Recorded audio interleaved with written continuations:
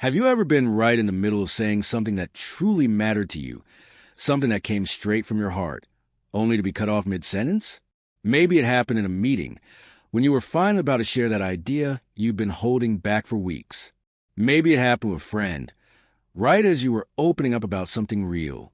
Or maybe, most painfully, it happened in the quiet safety of love, when the person closest to you interrupted before you could finish your thought. It happens everywhere. It happens every day. But the real question is this: how do you react when it happens? Do you go silent, shrinking back into the background as if your voice never mattered? Do you smile awkwardly and whisper those familiar words? Sorry, go ahead, pretending it doesn't sting? It feels harmless, but it isn't, because every single time you surrender that moment, you are teaching the world a subtle but powerful lesson about how much or how little your voice deserves to be heard. You are training people to value your silence more than your sound. And over time, you begin to internalize it too, believing that maybe your words aren't worth the space they occupy. But here's the truth. This is not just about interruptions. This is about power, about presence, about respect for yourself and from others. And today, I want to share something timeless with you. Just 3 simple words that can stop interruptions in their tracks. Words that don't require aggression or volume, but carry the kind of quiet strength that commands attention. These 3 words have been practiced and lived by minds like Marcus Aurelius, Seneca, and Epictetus. Words so deceptively simple, yet so powerful that they can silence a room and draw every eye back to you. So stay with me until the end. Because once you truly learn these words, once you integrate them into how you speak and live, you'll never struggle to be heard again. And if you believe in mastering yourself and becoming unshakable in a world that never stops shouting, then take a moment right now to subscribe. Not to me, but to your own growth, to your own discipline, to becoming someone whose calm voice carries more weight than any noise around them. Welcome to the Stoic Habit, where we grow stronger together. Part 1, Words and Power. The ancients knew a truth that we often forget. Words are the foundation of power. The Romans believed that empires were built, shaped, and destroyed by language. A single promise could ignite a war. A single command, spoken clearly at the right time, could save thousands of lives. Seneca once wrote to his student Lucilius, "Brevity and calm in speech carry more force than the loudest cries of the crowd." Not volume, not noise, but calm authority. That truth hasn't changed. Only the setting has. Power no longer rests in swords or shields. It rests in your ability to communicate with clarity, with composure, with conviction. In a meeting, if you can't hold attention, you'll be overlooked. In a negotiation, if you can't defend your words, you'll be dismissed. Even in your closest relationships, if you can't steady your voice, you'll be misunderstood. The tragedy is that most of us give our power away without even realizing it. We yield in small ways, an awkward laugh here, a quiet sorry there, and each time we teach the world to step over us. Marcus Aurelius reminded himself daily, do not be distracted by what is unnecessary. Hold to what is essential. Your voice is essential. Your truth is essential. If you do not guard it, others will take it from you. So, how do you reclaim attention without shouting? How do you command a room without raising your voice? It begins with a single word, a word so ordinary that most people ignore its power. Part 2, the first word, listen. The first word is listen. At first glance, it seems too simple, but simplicity is often where strength hides. Psychologists call listen an orienting signal, a word that instantly reprograms the brain to stop, focus, and prepare for something meaningful. Imagine this. You're in a heated meeting. Voices are clashing. People are interrupting and chaos fills the air. Instead of yelling to rise above the noise, you simply say, calmly, clearly, listen, here's what needs to happen next. And suddenly, the noise fades. People stop mid-sentence. The energy in the room shifts. Not because you demanded silence with force, but because listen carries weight. It's a gentle command that our instincts are wired to obey. Epictetus, the Stoic teacher, was known to pause mid-lesson when his students grew restless.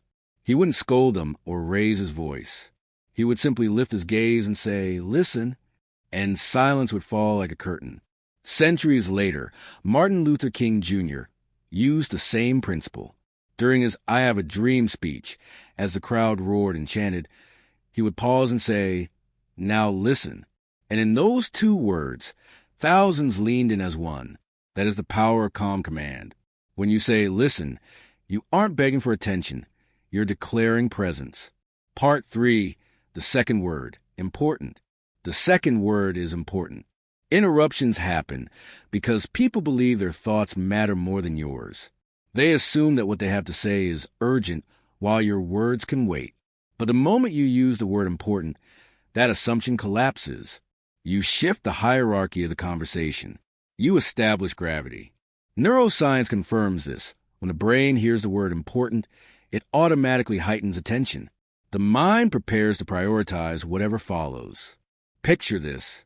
Someone cuts into your idea during a presentation. Instead of retreating, you calmly say, "The important point is this." That simple phrase reclaims authority. The interruption dissolves because nobody wants to be the fool who ignores what's important. Marcus Aurelius used this principle on the battlefield. When surrounded by debate among his advisors, he would raise his hand and say, "The important matter is the discipline of the soldiers." In that instant, chatter stopped, and all focus returned to what truly mattered. So in your daily life, use this same power. What's important here is that I finish this thought. The important detail I was about to share changes everything. You're not asking to be heard. You're guiding where attention belongs. But importance alone can fade. To keep attention alive, you must root it in time. Part 4, the third word, now. The third word is now. Later can be postponed. Tomorrow can be ignored. But now demands presence. Seneca wrote, "Life is divided into 3 parts. What was, what will be, and what is. We are not masters of the first 2, only the third." The Stoics believe that the present moment is the only thing we truly own. That's why now is such a powerful word. It commands immediacy. Imagine being interrupted mid-thought. Instead of yielding, you say, "Now let me finish this." The other person halts, not because you're angry, but because now doesn't leave space for delay. It forces focus. Zeno of Citium, the founder of Stoicism, used to remind his students, now is the time to practice philosophy, not tomorrow. By using now, he anchored wisdom in reality, refusing to let truth drift into abstraction. Leaders, coaches, commanders, they all rely on this word. A general doesn't shout, "Soon." He says, "Now," because urgency commands action. With listen, you gain attention. With important, you define priority. With now, you anchor the moment. These 3 words together form a shield of presence. Part 5, the trap of sorry. And yet, even with these words, there's a trap many of us fall into, the quiet self-sabotage of saying sorry. Think about how often you've done this. Someone interrupts you, and almost reflexively you whisper, "Sorry, go ahead." It feels polite, but it's not harmless. Because every time you say sorry in that moment, you're not just apologizing, you're asking permission to exist in the conversation. You're signaling that your words, your thoughts, your presence are secondary. Epictetus warned, no one can diminish you without your consent. When you apologize unnecessarily, you are giving that consent away. In meetings, at home, with friends, each time you yield, you teach people to treat your voice as optional. And they will, not out of cruelty, but because you've trained them to. The Stoics taught that authority isn't loud. It's embodied. It's not about overpowering others. It's about never surrendering yourself. So if sorry is the trap, what's the way out? Part 6, the Stoic alternative. Listen, there's more. Here's your alternative. It's a phrase both gentle and strong. Listen, there's more. Imagine this in action. You're interrupted mid-thought. Instead of shrinking, you hold your ground and say calmly, "Listen, there's more." That small phrase changes everything. The interruption freezes. The person pauses. You just reclaim the moment, not with aggression, but with quiet certainty. It works in relationships, too.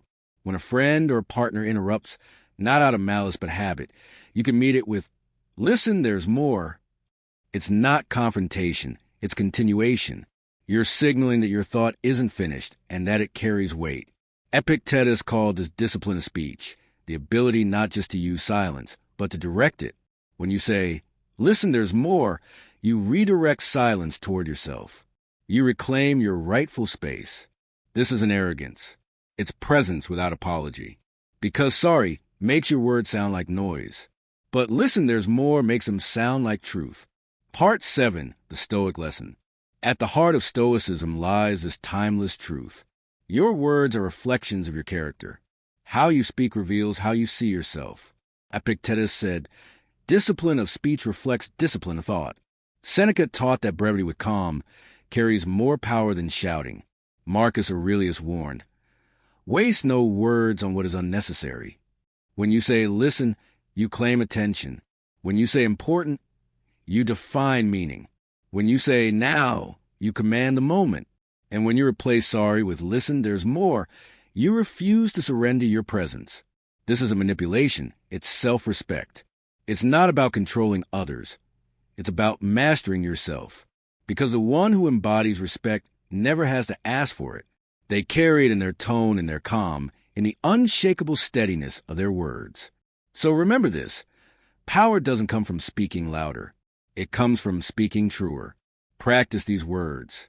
Let them reshape not just how others listen, but how you see yourself. Together, we walk the Stoic path, calm, centered, unshakable. This is a Stoic habit. And your voice, steady, present, and unafraid, deserves to be heard.